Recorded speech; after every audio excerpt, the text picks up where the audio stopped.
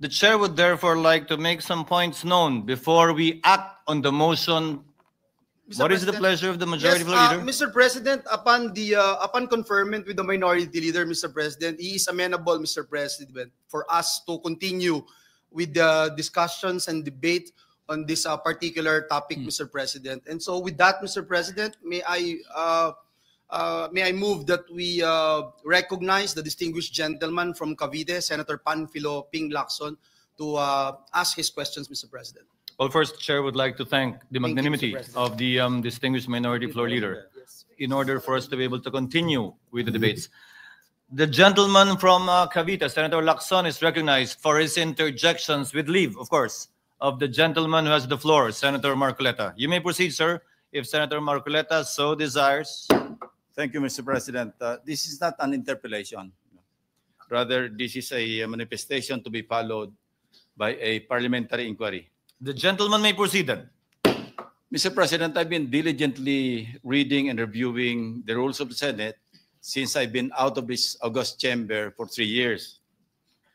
Nowhere in our rules can I find a provision on a motion to dismiss, as submitted by the honorable gentleman from Tarlac. Neither is there a supplementary application of the rules of court to offer a space for such motion to dismiss, except perhaps in the committees performing their legislative inquiries in aid of legislation. Obviously, we are now assembled in plenary, not as an impeachment court, but as a legislative body, and I cannot relate to a motion in this plenary to an issue that involves a collective decision that falls solely and exclusively under the jurisdiction and authority of an impeachment court. Having said that, Mr. President, my parliamentary inquiry is addressed, of course, to the Senate President. Mr. President, how do we deal with the pending motion? I refer to the motion to dismiss. Shall we even take it up or deal with it? Kasi wala po sa rules natin. Paano wala tayo pong guidelines? Kasi wala po sa rules natin yung motion to dismiss. So anong guidelines ang susundin natin in addressing the motion to dismiss submitted by the Honorable Marcoleta? Assuming arguendo, Mr. President, that the motion is voted upon and adopted by this body, what if, Mr. President, the Supreme Court reverses itself when it rules on the MR filed by the House of Representatives through the Solgen? Shall we also backtrack and reverse ourselves in dismissing the impeachment case? I pose that question, Mr. President. Thank you.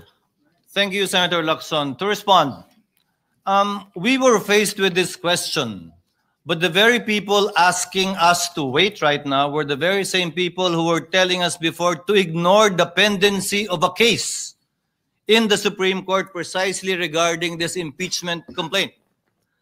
They were egging the Senate, even if we were on recess, to precisely proceed with the trial in spite and despite the pendency of cases in the Supreme Court.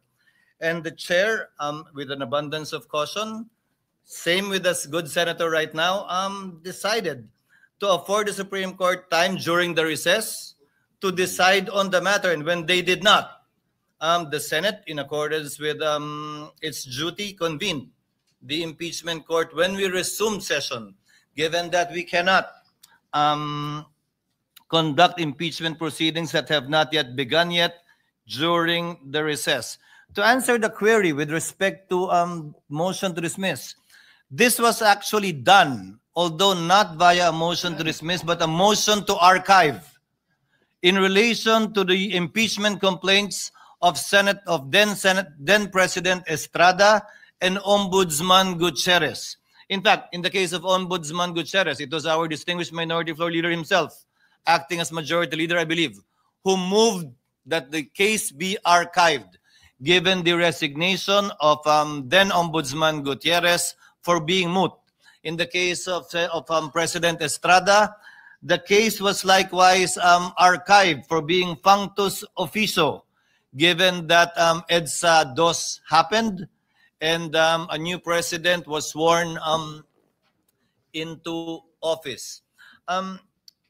Your Honor, I believe the chair believes that we will have different interpretations of the effect of the Supreme Court decision. But ultimately, as I discussed with the majority leader earlier, once a decision is made by the Senate and the period to seek a reconsideration of that decision put to vote has expired, the next logical step would be to archive so that it will be made part of our records. It is the position of the chair, subject to the wisdom of the plenary, Your Honor, that given the Supreme Court decision that the Senate never acquired jurisdiction over it, that the proceedings and the articles of impeachment were null and void ab initio. Indeed, there might not even be anything to dismiss, and the procedure would be more properly to archive, similar to what we have done in the past, so that these proceedings will still be made part of the Senate's records. But we will cross that bridge once we put it to a vote, Mr. President. I go back to my previous question, Mr. President. Anong gagawin natin sa motion to dismiss? How do we deal with it? We are in plenary as a legislative body. We're not an impeachment court. So yun ang tanong ko po, Mr. President. Yun ang essence ng aking parliamentary inquiry.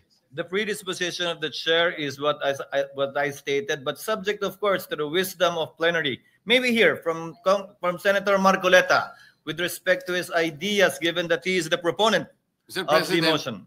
It is true that the motion to dismiss is not part of our rules. But it is part of our rules po yung pagiging suppletory application po ng rules of court. In the rules of court, yung korte po can motu proprio dismiss a case kung wala pong jurisdiction. And considering that the rules of court has become part of our rules, that's why I use the motion to dismiss. Pag wala pong jurisdiction, halimbawa, sa isang korte, collection case po ito, 5,000 pesos po yung pinal niya, dinismiss po ng court kahit hindi pa sumagot yung kalaban, Mr. President, kasi ang jurisdiction po ng korte hanggang 3,000 lang. Ganun po ibig sabihin nun. Minsan po, wala pong, hindi po verified yung complaint, dinismiss. Sa motu proprio, talagang dinidismiss. Paano po kaya kung sinabihan pa nga na the Senate didn't acquire jurisdiction over the case? Mas lalo po sigurong dapat nating panindigan na talagang i-dismiss na po natin, Mr. President. Senator Lacson is recognized. Again, I refer to our rules, Mr. President. Wala rin po ako makitang suppletory application sa rules of the Senate pagdating sa plenaryo. Pwede pong gamitin ito sa mga committee hearings. Inquiry in aid of legislation. But we are not there. We're here in plenary. Maski po basahin natin na 100 beses ang ating rules of the Senate, wala pong suppletory application sa ating rules. Thank you, Mr. President. The point of Senator Lacson, insofar as that is concerned, is well taken.